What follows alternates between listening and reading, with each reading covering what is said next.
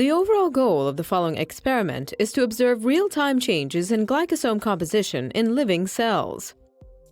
This is achieved by expressing a fluorescent protein fused to a peroxisomal targeting sequence, PTS2.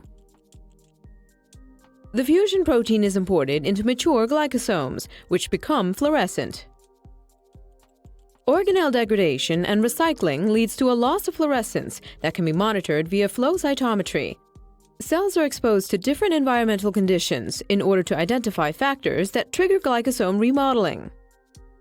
The results show that glycosome composition varies in response to environmental changes based on changes in cellular fluorescence upon passage of cells from nutrient-poor to nutrient-rich media.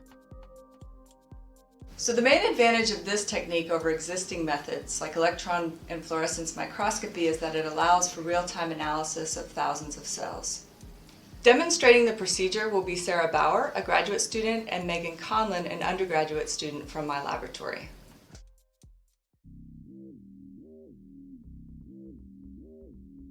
The insect procyclic form, or PCF parasites, for this procedure are cultured in a 25 centimeter squared cell culture flask with 10 milliliters of appropriate medium at 27 degrees Celsius and 5% CO2.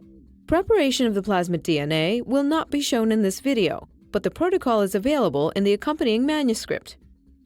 To begin this procedure, add 10 microliters of sterile purified linearized DNA to 400 microliters of filter-sterilized cytomix.